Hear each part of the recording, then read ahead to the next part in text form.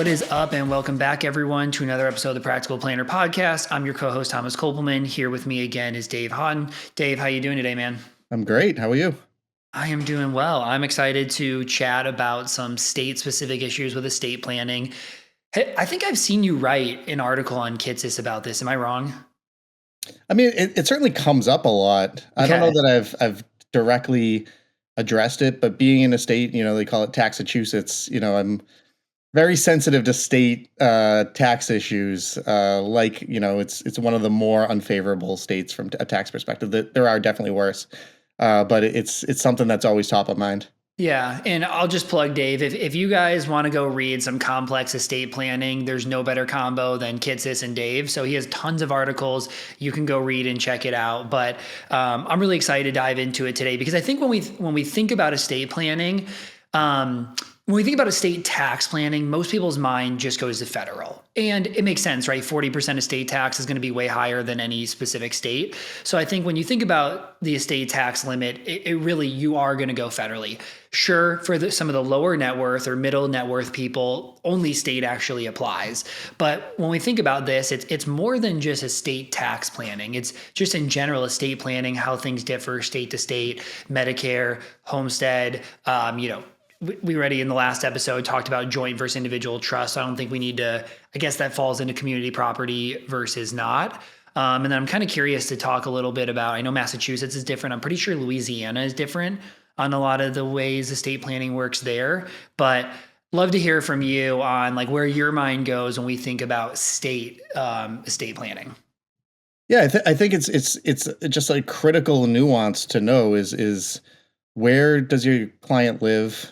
And how does that affect their estate plan? Because there are a litany of issues that could come up, even right down to, where I am in Massachusetts. A lot of people in other states, like Florida, they'd say you have to avoid probate at all costs. And most people would agree with that. But there are some states where, they say probate isn't that bad and avoiding probate isn't that critical.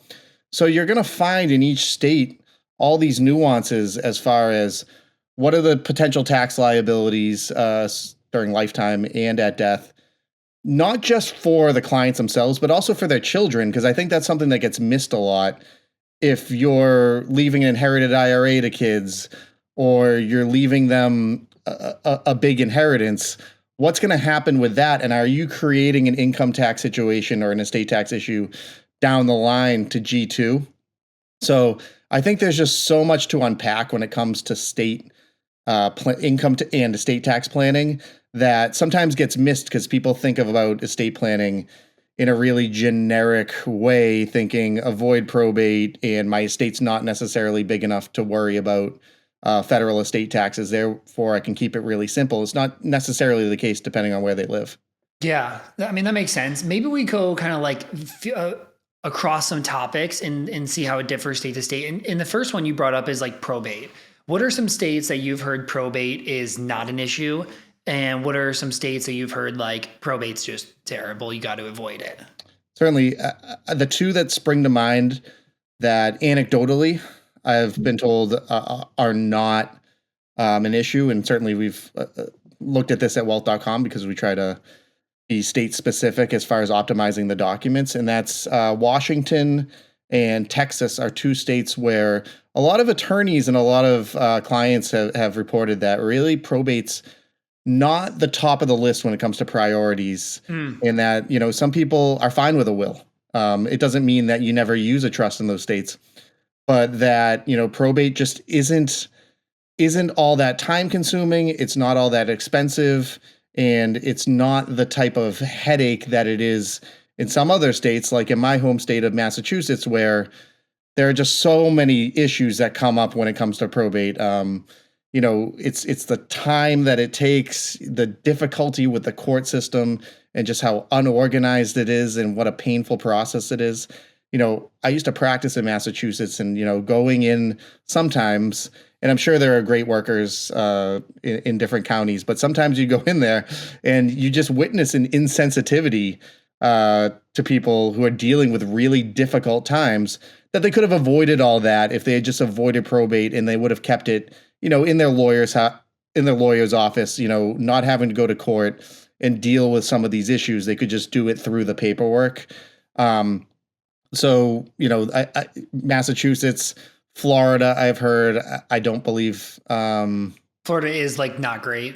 yeah, I've heard Florida's not a fun state. And the New other thing York. about this is too, like even states that are considered to be not as bad for probate, you have to remember that COVID was just a few years ago, and that shut down everything. That shut down every court.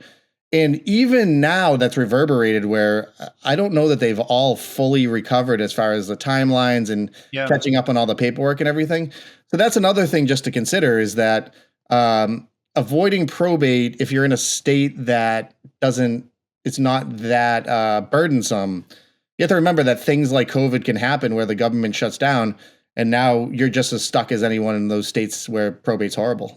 Yeah, agreed. And some I actually have heard Washington too. I only have a few clients there, and my clients average is 40, so I don't really see probate happen very much. So I have to learn from others on it. But some of the bad ones I've also heard New York, Georgia, Tennessee, and weirdly enough, like when you search about it, people say Alaska's bad too, which sounds weird. You feel like they'd be able to handle the amount of people that are there. Right. Right. Okay, so probate. Let's go to next. We're going to go on homestead. Yeah. Okay. Yeah, and I think, homestead is something that what it basically is it protects the value of your home from unsecured creditors. Yep. So not from your mortgage, right? You can't claim that your mortgage isn't allowed to, mortgage company's not allowed to foreclose on you if you owe them. But when it comes to creditor claims, if you live in a state with a homestead protection, if you were to be sued, it protects your value up to a certain point, right? And that dollar value is going to vary based on state. And you can all remember O.J. Simpson, the reason why he lived in Florida, or one of the reasons he had a residence in Florida was because it couldn't be taken to be foreclosed on because it was Unlimited. protected up to unlimited value. So It's a lot funny, of states, like some people get advice. Like I talked to a business owner who said that he was in Texas, that he was always told, he's a lawyer, and he was told by other lawyers, you should always buy as many houses and as much house as you can in Texas, because at least that's protected if anything bad ever happens to you. And I was like, I get the sentiment. Maybe there's a bigger reason if you are somebody who's likely to be sued or, something like that. Maybe it's better to pay down your mortgage than somebody else. But I don't know if that means you should buy as much and as many houses as you can. yeah, no, I think, that's letting the tail wag the dog a lot of the time. Like you don't know that something's going to happen and nothing Yeah. should ever happen. And once you know, you can't buy. Right. You can't do Right. it. Right. And these homestead laws, they vary so much. And then where it intersects with estate planning too is, sometimes it changes how you do your documents and what forms need to be filed. Like in Florida, my understanding is that typically people have a special provision in their trusts for Florida homestead law.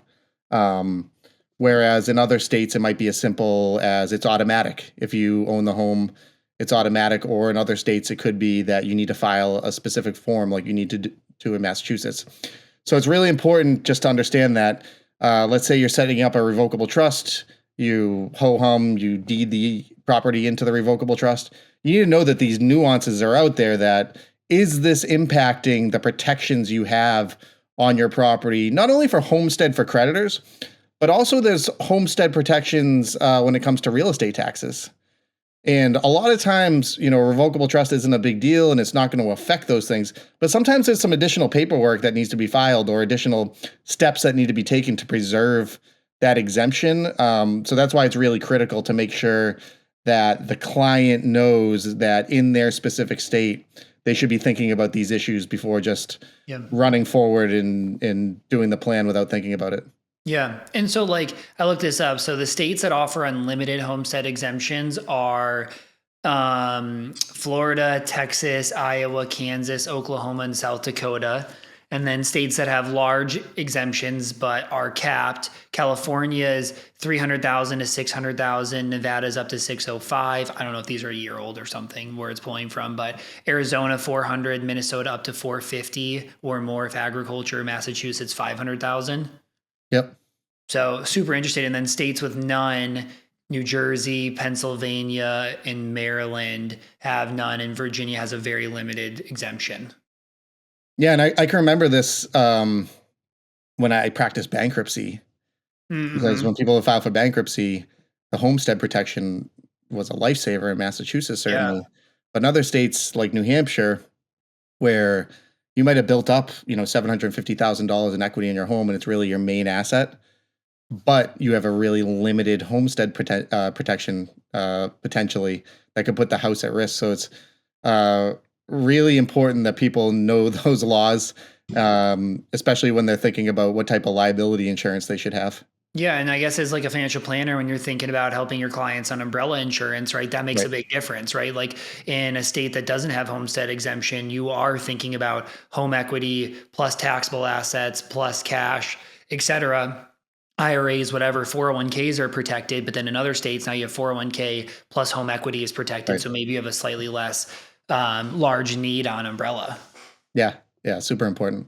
Okay, what's the next one? You want to go to Medicare?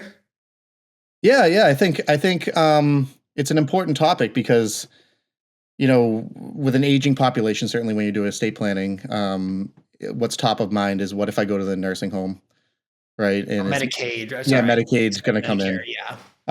Yeah, Medicaid, for nursing home protection versus Medicare, which is the health insurance aspect of things.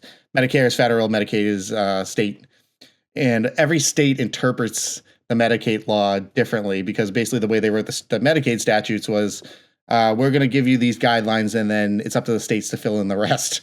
And they Mhm. filled in with all different rules in all different states. So it's going to depend on if you're looking to do estate planning and you want to protect from the nursing home, um, having to dissipate all your assets to pay for the nursing home, you'd rather see if there are any federal benefits available. You're gonna have to really work with someone who knows the state laws intimately, because there are certainly trusts, there are irrevocable trusts you can put property into, but you have to know whether are you entitled to income from that trust? Can you be the trustee? And all those kinds of issues where these state law nuances can come in. And I often talk about estate planning. It's like packing your parachute, right? Because if you set up one of these Medicaid trusts in a state and you put in some provisions that are not permitted or that the state is going to dispute and ultimately win, you would have been skipping along thinking that everything was protected until the time came when it was too late where you could no longer protect it, and you find out that there was some flaws in the trust. And these are all really, really nitty gritty state law nuances to look into to try to make sure that the property is protected and you're not sitting there with some kind of trust that you think is protecting you for nursing home, but it actually really almost does nothing. Yeah, and I am not the expert here. This is not my target market, but I know in certain states, like you have to have less than 5,000 in assets or something to be able to qualify. But then it's also like for like the 3 or 5 years leading up to the time you go into it too. So like I know this gets pretty involved for people of like how do we plan? How do we help our parents so that they can have it? And I also know there's a lot of people who just really try to skirt the system and they're like, hey, I got a bunch of money. I'm gonna get all this money outside of my name, which it's kind of a little interesting to work really hard, accumulate a lot of wealth, and be like, I want to get the worst care facility compared to a private care facility just to help on an inheritance a little bit with my children or whoever is going to get it. Yeah, and some people get like really like they get like tunnel vision as far as priorities are concerned. And you put your house into this irrevocable trust. You put, a lot of your assets that, you'd like to live comfortably and retire on, and you don't have access to them Yeah. because you're protecting against this theoretical, fear that you have about the nursing home. So it's definitely not for everyone. It's definitely a topic that you're going to see a lot of webinars and local what am I trying to say here? You know, Seminars. yeah, local seminars that are going to really push that as the thing you should be most concerned about. And certainly it is a big priority for a lot of people, but sometimes you can really overplan and end up really limiting yourself for something that may or may not happen and also may or may not be effective because these state agencies really are cracking down on this type of planning, and it can, if you get, sometimes, it's not just about, is it going to ultimately be a plan that works? It's how much pain you're gonna have to go through to get there, because is the state Yeah. gonna fight it? Are you gonna be in court and litigation? Or would you rather have something a little bit more simple, to be able to just know that the assets are gonna get passed down efficiently, and if you have to pay for some nursing home costs, so be it. So it's gonna Yeah. it's gonna really depend on the client. And as a kid, hopefully you're like a little bit better of a kid than the person to be like, yes, mom and dad, hide all of your assets so I can get your money. And you have as bad of the last 2 to 5 years of your life as you can in pursuit of that. Like that's Right. just probably not the right way to handle things at all. Yeah. Yeah, and it depends. So sometimes there are clients where, It's the only option, right? Like yeah, otherwise they couldn't afford it. They would run out of assets. And this is a way to be like, hey, I don't want to run out in a year or two. And then we are stuck. Like at least this right. gets me into the right spot right Yeah. away. Or it's their number one priority to make sure they preserve assets for the kids, and the kids aren't necessarily driving the planning decisions. Because I think you should always be a little bit concerned if the kids are driving the planning decisions towards their parents giving up control to protect it for their own benefit. That's a bit of a conflict of interest that you see from time to time. So that's definitely something to protect, to try to watch out for. Yeah. Okay. What other state things we need to worry about? Should we start with inheritance or just estate tax exemption? Yeah, I mean, certainly estate tax exemption is the big one. Inheritance taxes, not in many states do they have them. Pennsylvania, I know, is one, depending on the class of beneficiary. So if it's like a cousin is going to pay more than if it's like a child. So those are really interesting. But I think estate taxes are something that's a little bit more you'll frequently find throughout the United States. There's quite a few states that have them at varying levels of exemption. And what happens is uh, most states, if not all states, are not what's called portable. So in the federal system, one spouse passes away, their surviving spouse can completely use whatever remaining estate tax exemption the person died with. So right now it's 13.99 million. Let's say I die with $10 million passing through my estate. My spouse can use the remaining $3.99 million when they pass away. And so that's really offers a lot of flexibility. It offers a lot of chances for a step up in basis. And it means that all things being equal, you may not need to do a lot of estate tax planning if you have a lower size estate. But if you're in one of these states with a state estate tax, those state tax exemptions are usually not portable. In Massachusetts, in Oregon, I believe in Illinois, a lot of these states have lower estate tax exemptions. It's use it or lose it. So if you pass away and you don't get those assets into a credit shelter trust to preserve the first spouse who passed away's estate tax exemption, then it's lost to the surviving spouse. So just like a simple example, let's say in Massachusetts, there's a couple that has $4 million total. First spouse passes away, leaves everything to the second spouse. So pass away, let's say they own everything 50-50. First spouse passes away, has $2 million, leaves everything to the second spouse. Nothing goes into a credit shelter trust. Now the second spouse has a $4 million estate. That's $2 million above the estate tax exemption. There's potentially going to be a tax. Whereas if the first spouse had passed away and they put that $2 million into a credit shelter trust to preserve the exemption, now there's $2 million in the credit shelter trust. There's $2 million in the surviving spouse's estate. Theoretically, there's no tax. Obviously, there's growth on it that, I'm making it simplistic. But you really can lose a lot without doing planning at the state level. Yeah, that makes a lot of sense. That's a really good example. And I have the list of like the states that this exists for. So like Connecticut has an exemption of 13.6. Hawaii has one of 5.49, Illinois 4, Maine 6.8, Maryland 5, Massachusetts 2, Minnesota 3, New York 694, Oregon 1, Rhode Island 1774, Vermont 5, Washington 2193, and then District of Columbia 4715. But then what's interesting is obviously they're all different. They all most of them are like this 8, 10, 12% range. A few of them are lower. But on top of that, there are a few states that have an inheritance tax exemption. So like Kentucky has 1 million, and then there's a 0 to 16% inheritance tax. Nebraska has 100,000. New Jersey has 25,000. And then it seems like there's a little one in Iowa.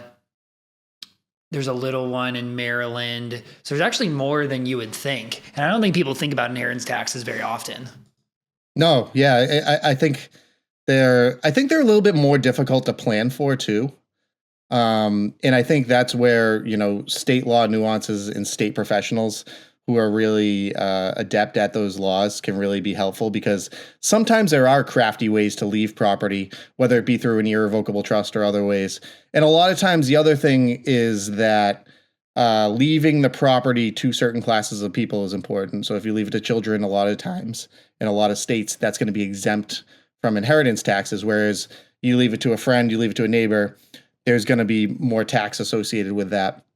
So it can be really important. The other area where this comes up sometimes, and I've seen it in some states, is sometimes the state steps in when someone passes away and they find out that the person passed away, and they require the custodian who is holding the assets to affirm that all inheritance taxes have been paid before the funds can get distributed, like by beneficiary designation. So sometimes you can be in for a surprise if you're in a state that has an inheritance tax, because you thought that everybody was just gonna receive everything, it was gonna be smooth, then you come and find out there's this tax bill. Interesting. Okay, any other topics as relates to states we haven't hit on? I don't think so. I mean, I think that, it's such an important topic to raise, not just for the client, like I said, also for the children, because, a lot of times what drives tax liability is the residence of the client, the person who died, right? The state that they're in. But it is important to think about the kids, because let's say I have a child. Let's say I live in Massachusetts and I only have a $2 million estate. I have one child. I pass away and I leave everything to them, but they already have a $10 million estate and I leave everything to them outright. Now I'm just lumping that money on top of their existing estate. And, they're going to have more estate taxes to potentially pay for and more that to plan for. And so sometimes there's ways that clients who are the parents, where the G1 can actually protect their children from estate taxes by leaving it to them in trust so it doesn't pass through their estate. And then the other thing we've talked about before, I think, is beneficiary designations on IRAs. Sometimes looking at, okay, what kind of income tax bracket is the child I'm leaving it to, but also what state do they live in? Yeah. If they live in California and I have another child that lives in Florida, maybe it's going to make a little bit more sense to allocate those beneficiary designations a little bit differently. Yeah, maybe Florida 22, no state, then you have a high income kid in California in the 50.3% marginal bracket, right? Like if you want to think about how do you optimize and have the most wealth that doesn't go to taxes, right? You will pick where those go. Right. Really good points. Okay, well, awesome. I thought today's episode was really interesting. Dave, love doing this with you. And everybody, we appreciate you listening. Again, please rate and subscribe. Send any questions you have our way, and we'll see you back here in a couple weeks.